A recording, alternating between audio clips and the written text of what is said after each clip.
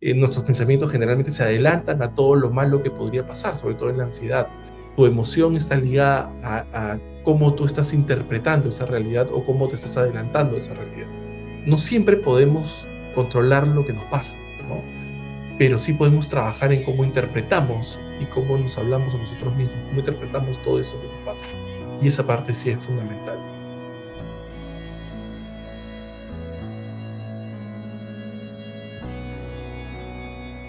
Un gusto estar otra vez con ustedes. Mi nombre es Jorge Luna Torres, psicólogo del Centro Skinner, y una vez más acá en Global para hablarles de un tema fundamental dentro del cuidado de nuestra salud mental, ¿no? Y bueno, hoy el tema que he preparado es cómo nuestros pensamientos influyen en nuestro estado emocional y por ende en nuestra salud mental, ¿no? Entonces, empezar quiero de alguna manera hacer una pregunta, ¿no? ¿Alguna vez les ha pasado que un pensamiento, digamos, negativo ha cambiado tu estado de ánimo en cuestión de segundos? Yo creo que a todos nos ha pasado un momento en el cual ciertos pensamientos nos han abrumado, nos han venido de manera automática y han tenido una influencia directa en cómo no está nuestro estado emocional, ¿no? Es algo muy común en los seres humanos, ya que nosotros tendemos a expresar nuestra visión, nuestras creencias y nuestra forma de interpretar las cosas por medio de los pensamientos, ¿no? Cómo el lenguaje se expresa en nuestra cabeza y que de alguna manera le dan sentido a las cosas o no sentido a las cosas que experimentamos y que vivimos en nuestra vida cotidiana, ¿no? Entonces es algo, o sea, los pensamientos no son, no es algo neutral, ¿no? Tiene un efecto muy directo en cómo nos sentimos y en las cosas que hacemos. La psicología cognitivo-conductual ha explorado mucho el desarrollo, digamos, y la influencia que tiene el pensamiento, la manera en cómo estructuramos y le damos sentido a las cosas y al mundo, y cómo estos pensamientos tienen una influencia directa en las cosas que sentimos, en nuestras emociones y por ende en las cosas que hacemos. Bueno, nuestros pensamientos, cuando hablamos de pensamientos, definitivamente hablamos o nos referimos a estas interpretaciones o narrativas internas que construimos sobre las cosas que vivimos, ¿no? Muchas veces a lo largo de nuestra vida tenemos ciertas experiencias que de alguna manera van forjando y van estructurando una manera o una forma de ver el mundo, una manera de interpretar las cosas que nos pasan, ¿no? Todas estas experiencias, digamos, de experiencias tempranas, de la niñez, de la influencia que tienen, digamos, las personas cercanas a nuestro entorno, nuestros papás, hermanos, abuelos, familia, personas que de alguna manera frecuentamos y a lo largo de nuestra experiencia de vida van teniendo una influencia directa en la manera en cómo vamos estructurando y dándole sentido a las cosas que vamos experimentando, ¿no? Y esto definitivamente genera una manera específica de pensar y de interpretar la vida y de interpretar las cosas que nos suceden. Entonces es fundamental el hecho de tener en cuenta nuestros pensamientos, ¿no? Y un punto fundamental, digamos, que se trabaja dentro de la psicología cognitivo-conductual con respecto a los pensamientos es el tema de la diferenciación entre los hechos y las interpretaciones. Un punto importante que nos puede servir a todos para poder identificar de alguna manera qué tan real es, digamos, las premisas en las cuales estamos sustentando nuestros pensamientos, es preguntarnos a nosotros mismos si nos estamos basando en hechos, en cosas que han sucedido realmente o cosas que realmente tienen una explicación, digamos, real en el mundo, o si es una interpretación que estoy haciendo. Y muchas veces nos vamos a dar cuenta que esos pensamientos están ligados a interpretaciones que hacemos de las cosas y no necesariamente a cosas que son reales, ¿no? A mí me pasa mucho, digamos, cuando trabajo en terapia con pacientes, que muchas de los pensamientos que tienen con respecto a su vida social, su vida familiar, su relación consigo mismo se basan mucho más en interpretaciones que en hechos. Es decir, las personas interpretan de manera constante y muchas veces distorsionada las situaciones que experimentan, digamos, en diferentes contextos, ¿no? Por ejemplo, ¿no? Por ejemplo, ¿no? Si yo un amigo me manda un mensaje y yo de alguna manera olvidé de contestar ese mensaje, el pensar, olvidé de contestar este mensaje a un amigo, eso es un hecho. Pero si pienso, seguro ya no le importo, seguro se va a molestar conmigo, seguro va a, ¿cómo se llama?, resentirse o lo que sea, ese pensamiento ya es una interpretación, lo cual puede generar definitivamente un sentimiento de tristeza o de ansiedad, ¿no? Y lo importante o lo interesante acá es que un hecho en particular puede generar diferentes tipos de pensamientos en diferentes personas. Como por ejemplo, yo muchas veces en mi clase en la universidad les pongo este ejemplo muy simple, ¿no? Que tiene que ver por ejemplo, somos dos personas que están en un parque. Y en un parque, digamos, hay gente que está caminando con sus perros y un perro se suelta de su dueño y viene corriendo hacia nosotros. La persona A considera que ese perro va a en su cabeza, está pensando, no, ese perro está viniendo a morderme, me va a atacar, etcétera, y esa persona sale corriendo despavorida y con mucho temor, ¿no? Y la otra persona piensa, ay, qué bonito perro, lo voy a acariciar. Entonces se acerca al perro y lo acaricia. ¿Qué cambió en las dos personas? El hecho o el contexto fue exactamente el mismo. Lo que cambia es la interpretación que hicieron de ese hecho, ¿no? Entonces esa interpretación puede generar pensamientos muy diferentes frente a una situación similar o una situación igual, en este caso, y puede generar una emoción, digamos, en el primer caso, una emoción de miedo, de ansiedad, lo cual genera una conducta de huida o de evitación, la persona sale corriendo, y en la otra persona tuvo un pensamiento mucho más adaptativo frente a la situación, se acercó al perro, lo acarició, etcétera. Y bueno, podemos darnos cuenta en diferentes momentos, en diferentes contextos, que esto ocurre de manera muy, muy constante, ¿no? De que tratamos o interpretamos las cosas que ocurren de manera diferente, ¿no? Pero ¿cuál es el pensamiento, la relación, perdón, que tenemos entre nuestros pensamientos y nuestras emociones, ¿no? Bueno, el modelo cognitivo nos dice que los pensamientos influyen directamente en las cosas que sentimos y en las cosas que hacemos.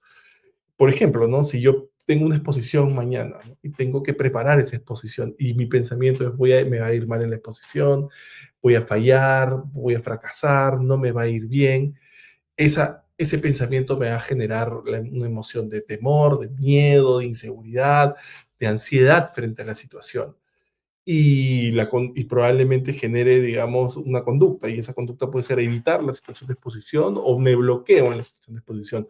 Pero si uno comienza a analizar un poco más en detalle toda esta situación, no es que realmente la persona esté fracasando en la exposición, sino está adelantándose a ese fracaso. Entonces, ese pensamiento está teniendo una influencia directa en cómo la persona está experimentando la situación y las cosas que está sintiendo, y por ende va a tener una influencia en las cosas que hace, ¿no? Pero la clave ahí es el pensamiento. Entonces, pregunto, ¿no? En general, ¿no? ¿Alguna vez les ha pasado que algún pensamiento los ha llevado a sentir una emoción muy intensa y actuar de cierta manera? Eso de todas maneras nos ha pasado, ¿no? Es decir, consideramos muchas veces una situación de una manera específica y eso es lo que actuemos teniendo en cuenta ese pensamiento o esa manera de ver las cosas y también influye directamente en todas estas cosas que sentimos frente a esa situación. Y esto demuestra que no siempre son las situaciones en sí las que afectan o las que nos afectan, sino la forma en cómo interpretamos esas situaciones, ¿no? La forma en cómo le damos sentido a esas situaciones.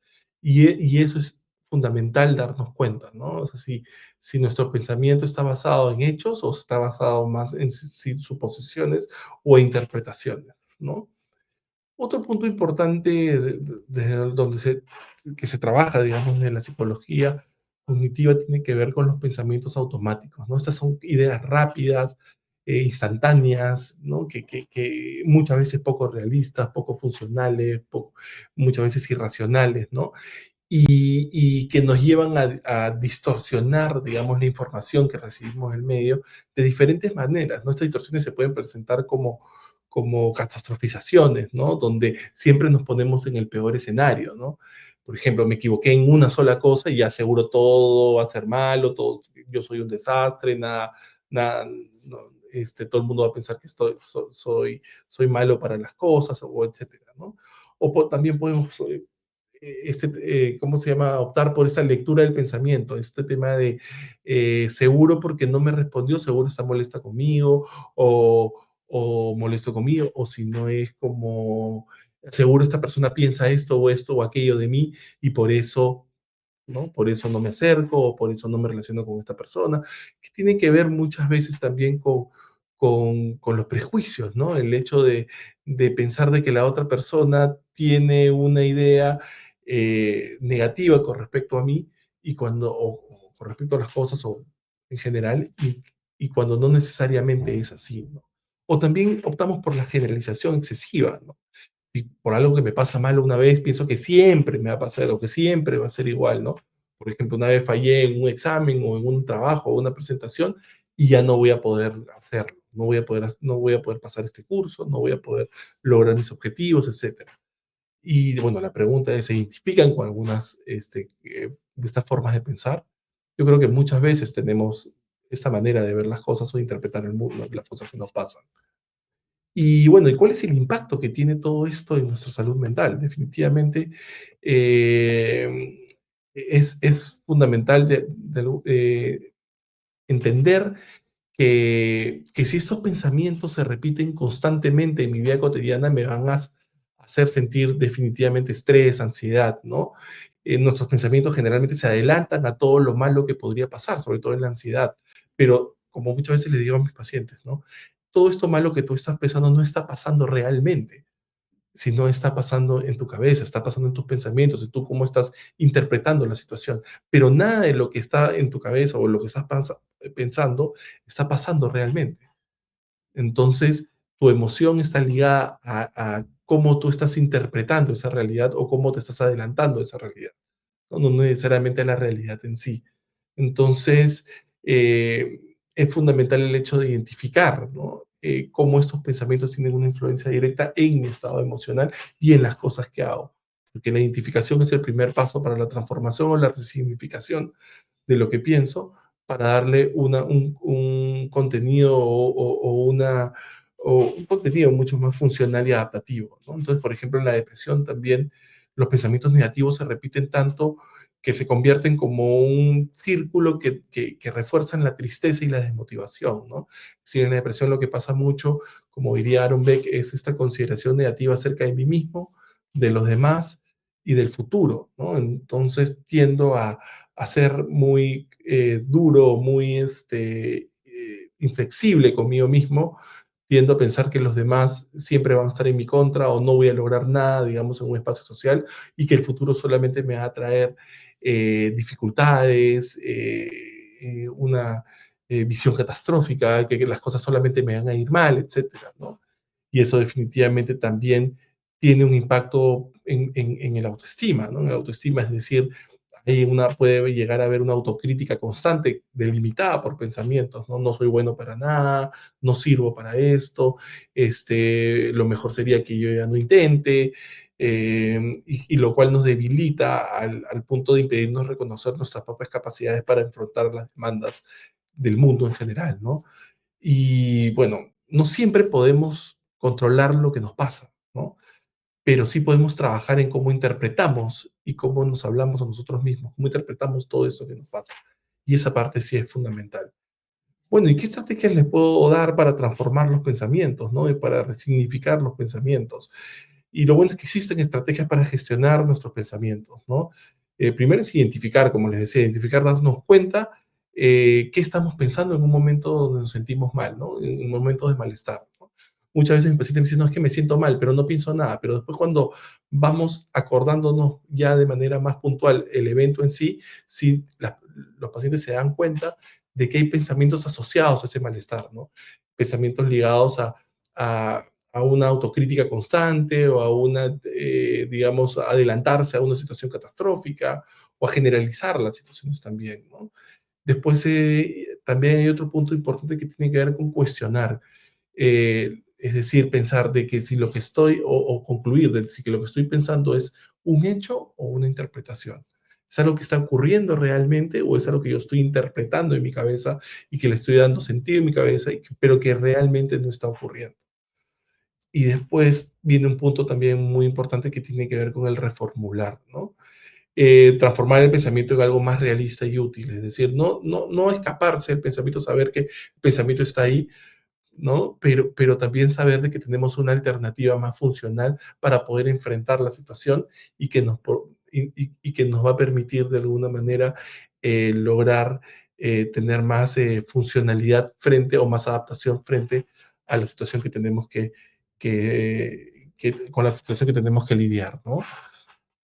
Por ejemplo, les doy un ejemplo, ¿no? Imagínense este pensamiento negativo, ¿no? Me va a ir mal en esta entrevista, en una entrevista de trabajo, ¿no? Una persona que tiene una entrevista de trabajo y ya se adelantó, no me va a ir mal en la entrevista, no voy a poder ser suficiente, la persona se da cuenta que no sé las